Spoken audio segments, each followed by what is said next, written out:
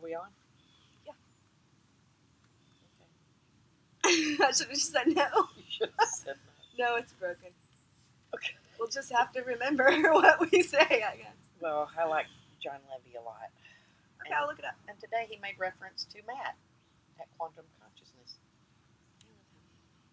So I haven't been on the ball this week about watching YouTube things. I feel like I've reached a maximum level of absorption. Like, nobody's saying anything new. What more can you say? really the only things I watch is when Matt pops up and John.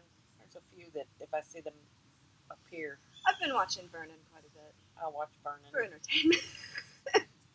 Poor Vernon, he's in lockdown. It sucks, man. We're going to be soon. You think so? Just you wait. You're going to give us money to lock us down? Well, you can't have one without the other. Well, that's true. Yeah, I think so.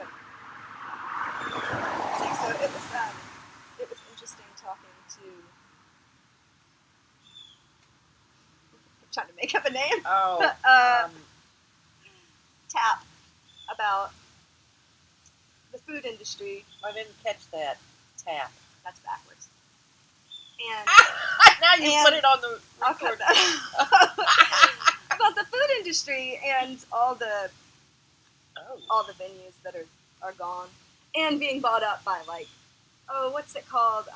Big money. It's like the McMusic of music. Yeah. Muzak? No, it's not Clear Channel, but it's like the people that put on the big concerts. Big corporation.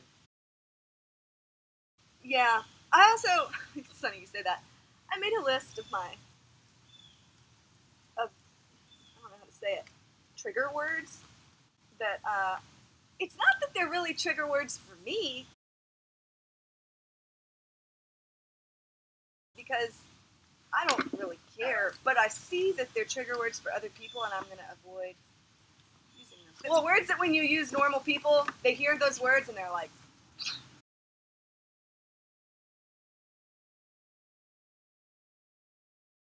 Something that started bothering me about 5 or 6 years ago has nothing to do with conspiracy, but maybe it does. Maybe it's Mandela effect. It's absolutely. Nobody ever used the word absolutely, and then all of a sudden, everybody started using it at the same time. Nobody said it, and then suddenly it was the word to say. Well, now people use the word science with a capital S in place of the word Jesus Christ, your Lord and Savior. When I hear people say things like, science tells us that the Rona is real, or whatever, it's like a capital S, you know? It is. You know, it's weird, because I was born in 56. 19, not 2000. Unless it's traveled backwards in time. That's to all save about us. That retrocausality thing. There are theories here. I'm bouncing off the wall. I watched Dark. I know. Yeah, we are actually responding to some big thing that happened in the future, but it was so big.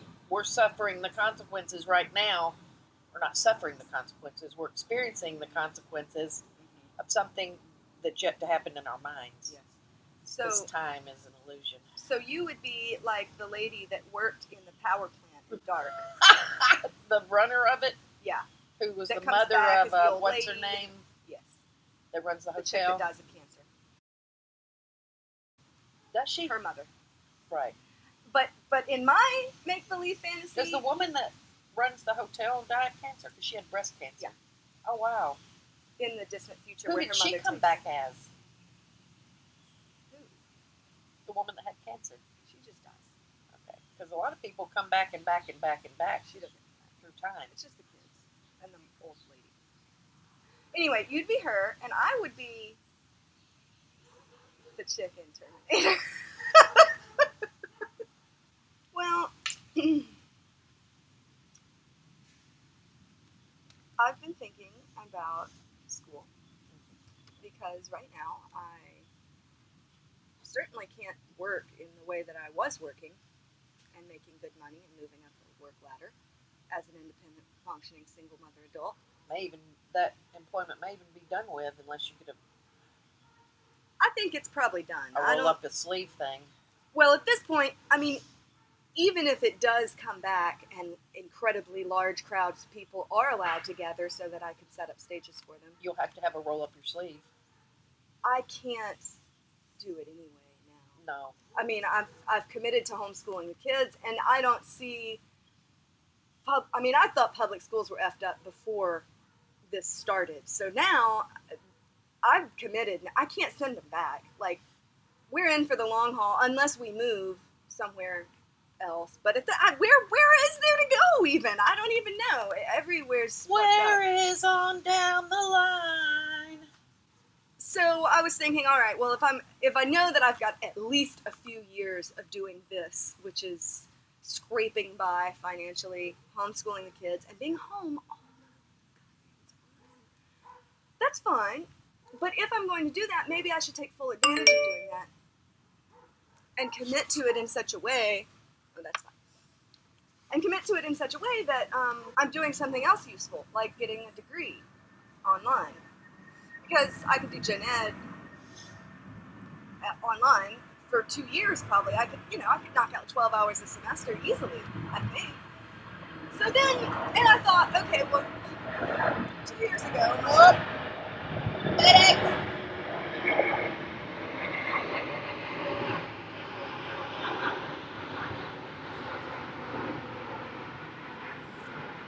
We should have advertisements in the world. Yeah. Anyway, 2 years ago, my entire income tax refund was taken for student loan payoff. It was like $8,000 or something. Did you pay it off? Well, there was $700 left, I thought, as of 2 years ago. So then this last year, I got a letter in the mail saying, here's your refund, but we took out another $700 for your student loan. So I was thinking, like, well, if I got all this money back, they must have paid off. This must have absorbed into student loans, and it's done. Because why would they only take $700 if I owed more than that, right? Because it's they. Trigger words. So, yesterday I just started doing a little online snooping. I got on all the websites to see just the Rolex of what I've borrowed and what I've paid. I haven't looked at that shit for years.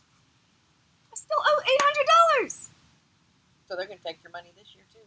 Well, I mean, great. I'd love for them to take the money. I would have paid it in the spring. But now I don't qualify for any loans or grants or anything. I'm totally locked out until that's paid off. Of any further education until that's paid off. And it might as well be $7,000 at this point because I'm struggling to pay a $150 utility bill. Like, there's no way that I can pay that. But it just pisses me off so bad because there's so many people in my position, moms, whose education is screwed up because of having kids that can't go back because, again, having kids and being poor, they weren't able to pay the damn payments, locked out. That sucks.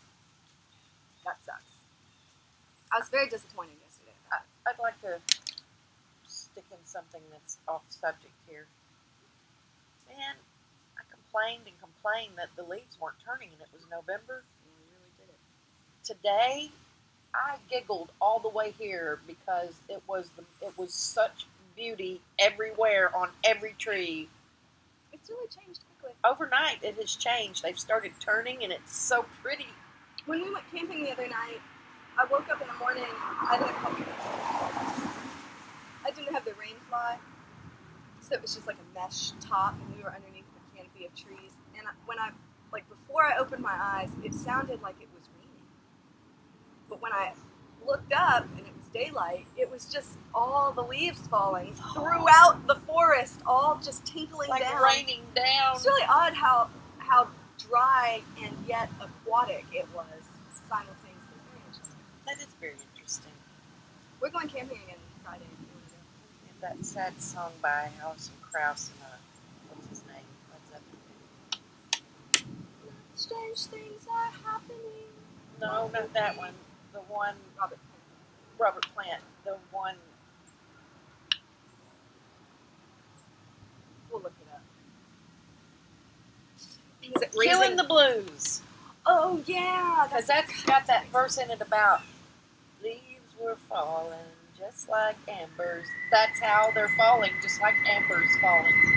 However, although I do love... Wasn't that who wrote that song?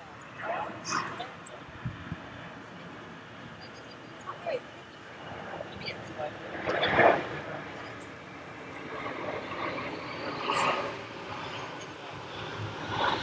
That X. Here to serve you. Here for you to serve. Here for you to serve. Falling like embers. You know, the only problem with that CD for me is that I will for always associate it in my head with images that I've created that describe to me a romantic weekend with that old friend. Oh, stop. And now whenever I hear it, I'm like, it's beautiful, but nobody wants to see that. I mean, maybe, some people, but not this person. I don't like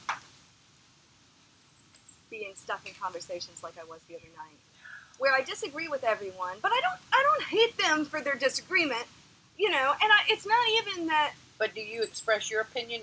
I'm afraid to. Well, right. I don't know how to do it because I mean, I'm not going to lie. You're bullying yourself, but I do it too. I am, because I'm so afraid of their jumping on me and together. That friendship. And it's not even like more than one person. Even if it's just a one-on-one thing. If somebody I know is going to disagree with me so wholeheartedly that they're going to feel like it's a personal affront that I disagree, I generally just don't say the thing.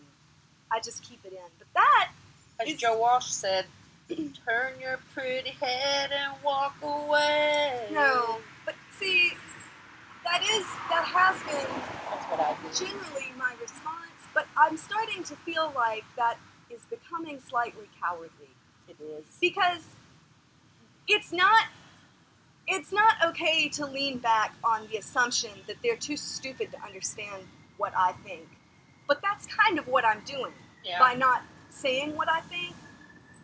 And really, beneath it all, it's not that I think they're too stupid to understand what I think and I'm smarter than them. It's that I don't think I am capable of communicating what I think in a manner that is slightly argumentative without freezing up and maybe getting teary-eyed or so flustered that I say, fuck you, and I walk away. And that's not good. Or just cry and not be able to open your mouth at all. Especially right now. Yeah. Because I'm not saying I'm going to change anyone's mind, but I do think that in those situations where you're confronted with someone that is on the opposite side of thinking as you, and they're scared too.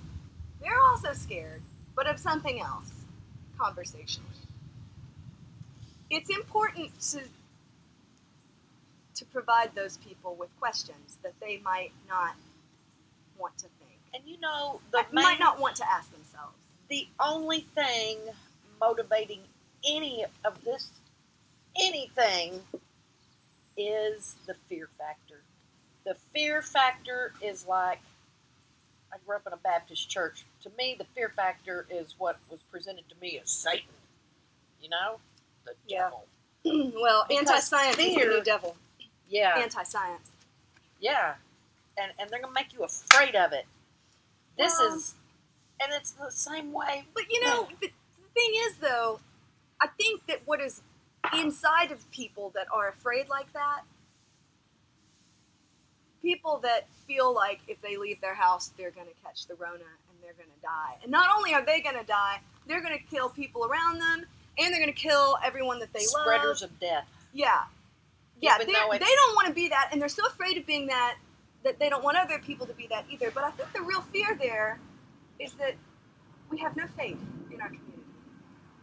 That's what it is, because all of this... It's more like humanity. We don't have any faith in humanity. Well, maybe there is. It's like, especially hitting young people hard, because it's becoming like, well, if you love your community and all of your earth community, then you will stay inside, you will not be social, you will not go to work, and you will sacrifice all of those things in your life for the greater community so that we can all heal. But you're being selfish by socializing. You're being selfish by continuing to work or whatever. And I think that for a lot of people out there that were maybe reclusive anyway, they just feel like all of the world doesn't care if they die. See somebody without a mask, they don't care if you die. And that's disturbing. It is disturbing.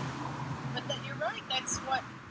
But it's been coming for a long time if you think about it, because I'm not saying that I advocate for any of these things, but a sense of community has been dissolving. There's more people than there ever have been. Nobody goes to a neighborhood thing anymore. Nobody goes to a neighborhood grocery store. Nobody goes to a neighborhood church. Nobody goes to a neighborhood school. There is no neighborhood here where we are. You're right, it's been dissipating. There's no kids on this. My kids don't play with kids on this street. They never have, and they never will. There's no kids. Well, how many kids did y'all play with growing up? Not we many. had neighbors. We did. We did. had Suzanne. We had everywhere we lived. We had some random neighbor with a kid that we kid flirt until we could However, play. you grew up in a weird situation too. You didn't grow up in suburbia. Suburbia, like the neighborhood I've moved into now, there are people in that neighborhood that are in their 70s and they grew up in that neighborhood because their parents lived there or their grandparents. They went to those schools and they've never left the neighborhood. Never left the neighborhood. And I can sense, I sense it when these people, they are Norman Rockwell paintings over there. They look at me and they're like... Do they wear masks? No. When they walk? No. And I'm not saying anything bad about these people, but I strongly sense their distrust of me. I think you should secretly take a picture of them so we can post it so everyone knows. No. But they're also, and this is a dividing line that's really not accurate, but it's become a term right now or something, a definition. Those people voted for Trump. Yeah. They don't wear masks. There's so many guns in my neighborhood. It's crazy. That neighborhood. There's a lot of guns in my neighborhood too, but it's a different kind, I think. Well, in the neighborhood, it's the other side of the racial divide. The neighborhood I live in is white and Mexican. I don't know if there's any black people in our neighborhood. Might be. I haven't seen them. And all the houses are kept, but everybody is into blue. It's a blue-collar neighborhood. Everybody does some kind of trade, construction, electrician, plumbing. It's all tradespeople. Everybody is a tradesperson. Just like that song I wrote. Like the song. Yeah, it's coming. Music video too.